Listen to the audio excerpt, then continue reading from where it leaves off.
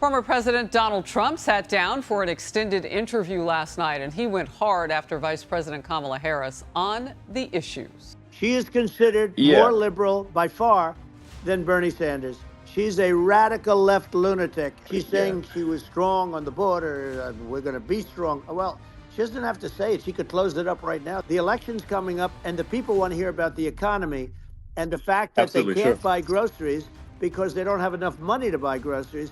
And this stupid administration allowed this to happen. Trump's entire campaign is in service of people like Elon Musk and himself. Self-obsessed rich guys who will sell out the middle class and who cannot run a live stream in the year 2024. This is a woman who woman-splained artificial intelligence has 2 letters, but okay. Brian Yennis has more. Brian. Harris, at its peak, about 1.3 million people were listening in as former President Trump and Elon Musk spoke for more than 2 hours yesterday in an audio conversation, but it was marred by technical glitches that delayed the event by more than 40 minutes. Users who tried to join the X Spaces convo were met with messages that said, quote, "This space is unavailable." Musk claimed the glitches were due to a cyber attack, writing, quote, "There appears to be a massive DDoS attack on X working on shutting it down." An attack has not been independently verified, and critics are skeptical given the rest of X appear to be operating normally and because people remember the technical problems that riddled that X space conversation last year when Florida Governor Ron DeSantis launched his presidential campaign on the platform. Once the conversation started, Trump and Musk spoke about the assassination attempt, fossil fuels, and illegal immigration.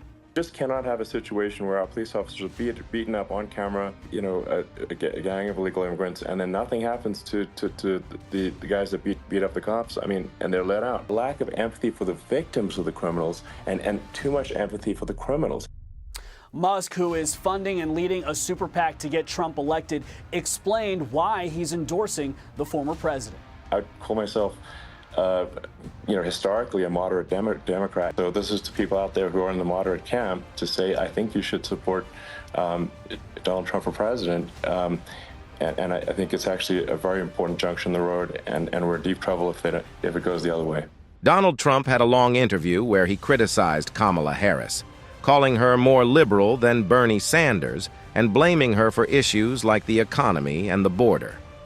The interview had technical problems, delaying it by over 40 minutes, which Kamala Harris's campaign mocked. Trump claimed these glitches were caused by a cyber attack, though some are skeptical. He and Elon Musk discussed various topics, including immigration and law enforcement. Musk expressed his support for Trump, emphasizing the importance of his election. Are you shocked at the fact that you're donating a substantial amount of money to facilitate Trump's election? Is that something you would have believed in the realm of possibility, say, 5 years ago? I'm not donating $45 million a month to Trump. And no, what I have done is I have created a PAC or super PAC, whatever you want to call it, which I simply call it the America PAC. It's a political action committee. It's an organization, it's a legal entity that can receive funding. That funding can then be used to help with political campaigns. And how does that differ from a direct donation? There are specific limits on direct donations to candidates, and the PAC system is the way of putting a political structure in place that sort of runs parallel with the formal political system. You can donate money directly to candidates. That amount is fairly small. Then and you can donate a lot more money to political action committee or super PAC. There are various rules that govern the operation of PACs and super PACs, but it certainly allows for a lot more money in the system than would otherwise be possible. And these are used, to be clear, on the Democrat and Republican side. What are you hoping to accomplish with this, and what's the PAC called? It's called the America PAC. America PAC. Okay. Yeah, well, that's easy to remember. It's very easy to remember, and it's not meant to be sort of a hyper-partisan PAC. It's actually the core principles of this America PAC are. The intent is to promote the principles that made America great in the first place. I wouldn't say that I'm, for example, MAGA, of Make America Great Again. I think America is great. I'm more MA, Make America Greater. And there's some core pillars, core values that have, I think, made America great. One of them is being a meritocracy. Or maybe as much of a meritocracy as possible. such that you get ahead as a function of your hard work and your skill, and nothing else. Yeah. Adrian Wooldridge documented the fact that the alternative to meritocracy historically is nepotism and dynasty. Absolutely. It's not equity. It's not equity, correct. It's nepotism and dynasty. Exactly. Right? So that's very much worth knowing. Okay. Yeah. Meritocracy has its price because it's a severe judge, but the alternative is nepotism and aristocracy. It's not like America's been purely a meritocracy, but it has been more of a meritocracy than any other place. Which is good. That's good. That's good. Which I regard as good. Yeah. Meritocracy promoting freedom to operate, meaning the least amount of government intervention possible. We want, and this is, I think, important to fight because the natural tendency over time, almost entropy, is that the hand of government gets heavier every year. Yep. That's the evil uncle of the king. A very old story. Very, very old story. The Egyptians were wrestling with that problem 4,000 years ago. Yeah, so you have to have you have to really take an active role in reducing the number of laws and regulations. Otherwise, as more and more laws and regulations are passed, eventually everything becomes illegal. Action A is illegal and Action B is illegal, and there isn't anything you can do that is legal. To give an example of some lawfare that was leveled against SpaceX, for example, we were told for many years that we could not hire anyone who was not a permanent resident. They had to be that. So SpaceX develops advanced rocket technology, which is considered an advanced weapons technology because it's a core part of like intercontinental ballistic missiles. Yeah. I was told in no uncertain terms by the government that if we hired anyone who is not a permanent resident of the United States, they have either a green card or a citizen, that I would go to prison. Oh, yeah. Because the presumption if somebody's not a permanent resident is that they will leave the United States and take the rocket technology for SpaceX to potentially to countries that would cause harm to the United States. Pretty solid reasoning, I think. And then a few years ago, the Biden administration decided to sue SpaceX for failing to hire asylum seekers. If we hire anyone who's not a permanent resident, we go to prison. Now we're told if we don't hire asylum seekers, not people who've been granted asylum, seekers, they aspire to asylum, they're therefore not a permanent resident, but if we don't hire them, we also go to prison. Why would the Justice Department, of all the injustices that occur, pick this as one of their biggest cases? Yeah. Why? Why do you think? I think they probably had I don't know. I don't know all the things, but this is before supporting Trump or anything like that. Yeah. In fact, I supported Biden, and before that, Hillary, and before that, Obama. So that's why I was asking if this comes as a shock. I don't know if it could just be random. Random's a bad, even if it is random, that's still bad. It's still bad. That's just a marker of incompetence. But if it's not random, it seems to be highly unlikely to be. Yes, and also why attack SpaceX and not say Boeing or Lockheed? I think part of it might be that SpaceX is not unionized, and the Democratic Party in the U.S. is fundamentally controlled by the unions. I think a very happy workforce, and I'm out there on the factory floor. I don't see people are happy. It's a good vibe. Elon Musk criticized the Democrats for pushing DEI policies, which he sees as promoting racism and sexism by dividing people based on identity.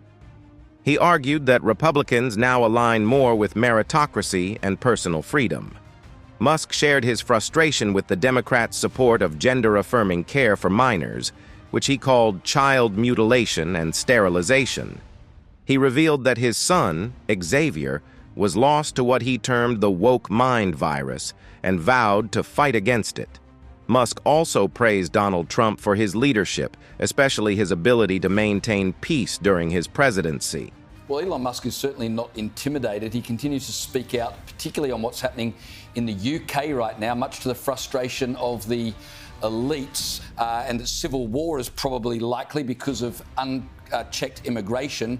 For that, Keir Starmer, the Prime Minister, the Justice Minister, they all attacked Elon Musk and said he should pull his head in. He posted this image of 3 people convicted of different crimes. On the left, you've got someone Musk says made a racist comment, got 15 weeks jail.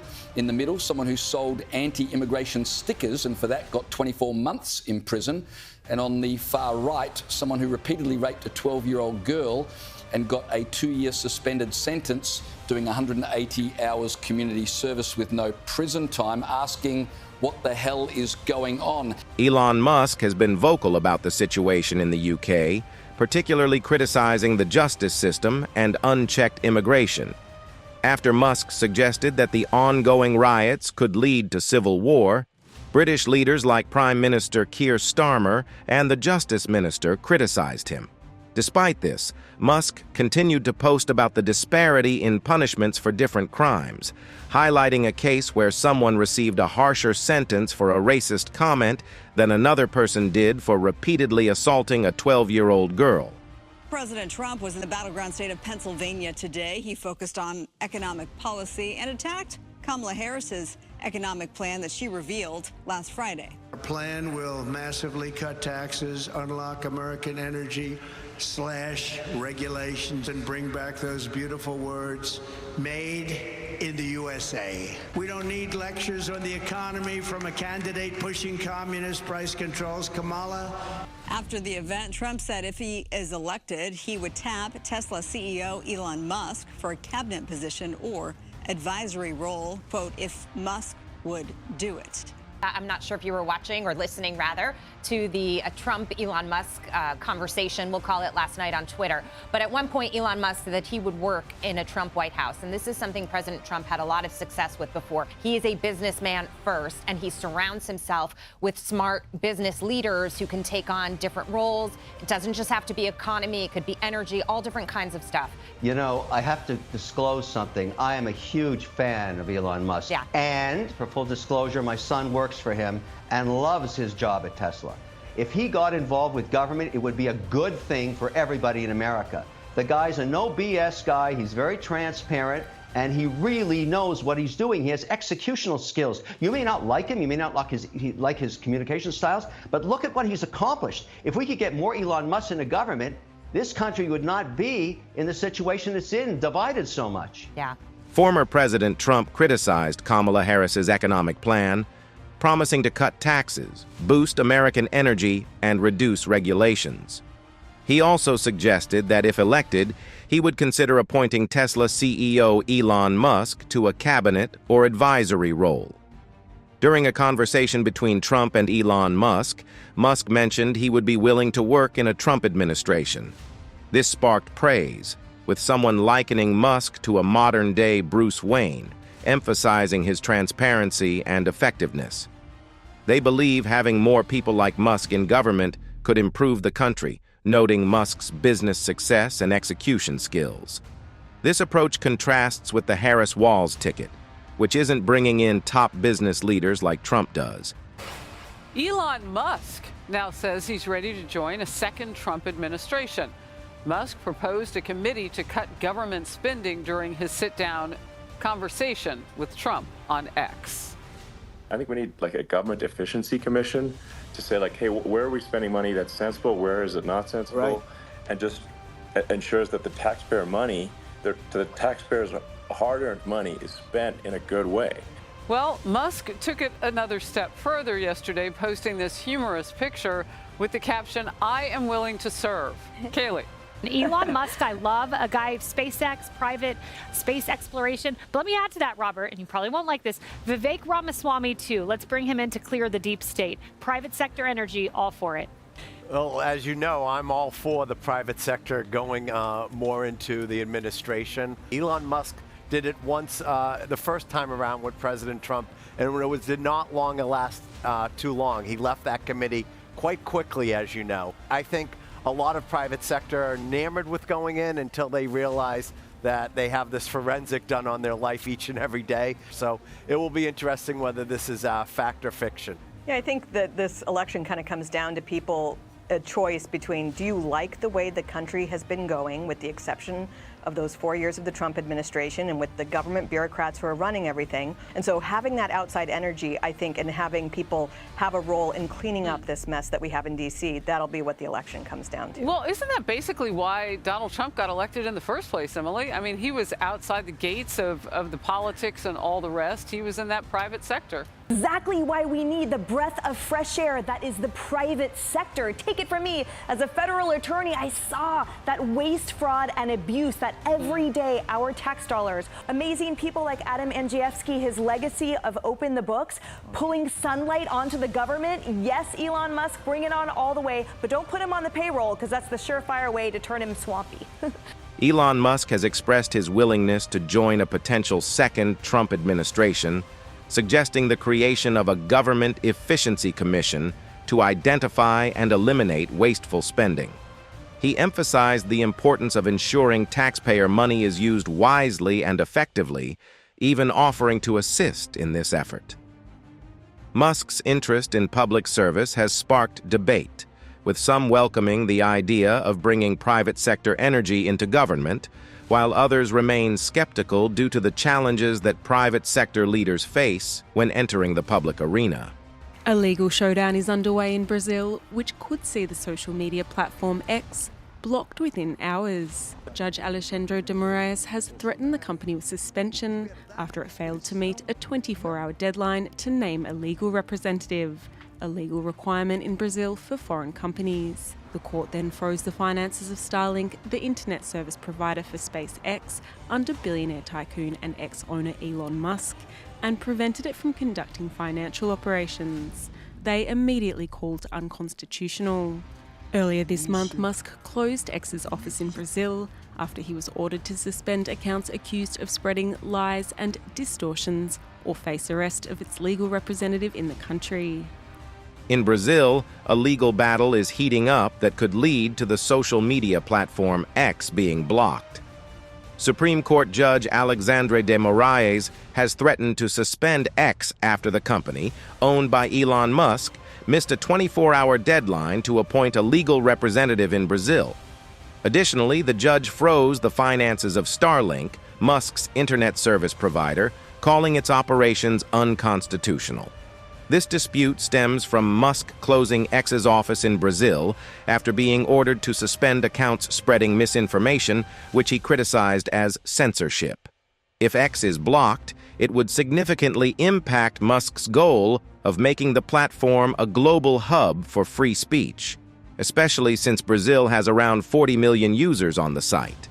We have now just heard reaction from Donald Trump to this CNN interview with Harris and Walz. He responded at his campaign rally in Michigan. I want to play a little bit of his response. Take a listen.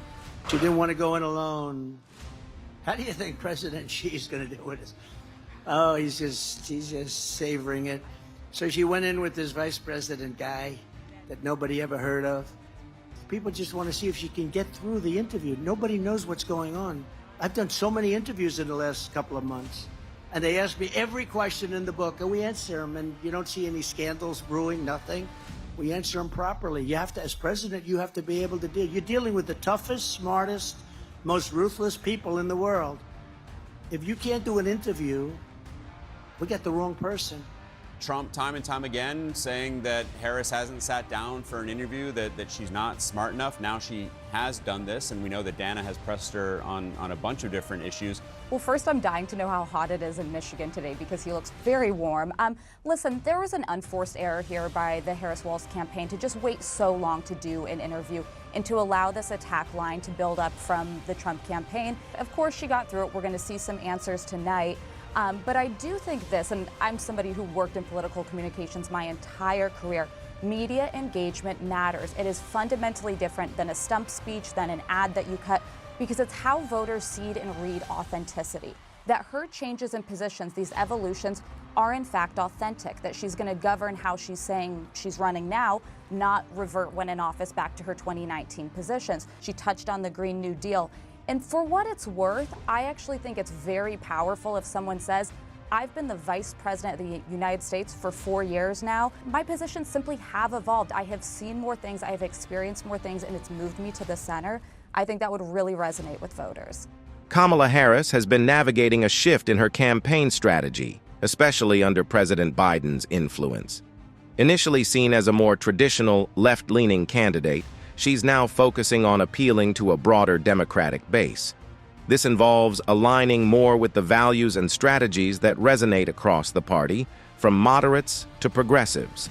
The goal is to show she can lead effectively while also staying true to the core issues that matter to Democrats. This shift is significant, especially with the upcoming elections, as it could determine how successful she will be in gaining widespread support. Elon Musk is still fighting the good fight, as usual. Since I am interviewing Donald Trump, cool. You want to stop by? Yeah, sure, I'll stop in. There was tragically an assassination attempt on Donald Trump. After this, you tweeted that you endorse him. What's your philosophy behind that endorsement? You know, people tend to take, like, say, an endorsement as, well, I agree with everything that person has ever done their entire life 100% wholeheartedly. And that's not going to be true of anyone. And I thought Trump displayed courage under fire, objectively. You know, he's just got shot. He's got blood streaming down his face, and he's like fist pumping, saying fight. You know, like that's impressive. The president of the United States got to represent the country, and they're representing you. They're representing everyone in America. That's not to say that he is without flaws. We all have flaws, but on balance, and certainly at the time, it was a choice of, you know, Biden, poor guy, you know, has trouble climbing a flight of stairs. The other one's fist pumping after getting shot. This is no comparison.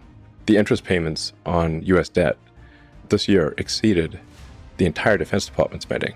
If this continues, all of the federal government taxes will simply be paying the interest. Elon Musk endorsed Donald Trump, explaining that an endorsement doesn't mean agreeing with everything someone has done, but recognizing their strengths. He admired Trump's courage, particularly during a recent assassination attempt, where Trump remained strong and determined. Musk believes that America needs a strong leader to face global challenges, emphasizing the need for secure borders, safe cities, and reducing government spending.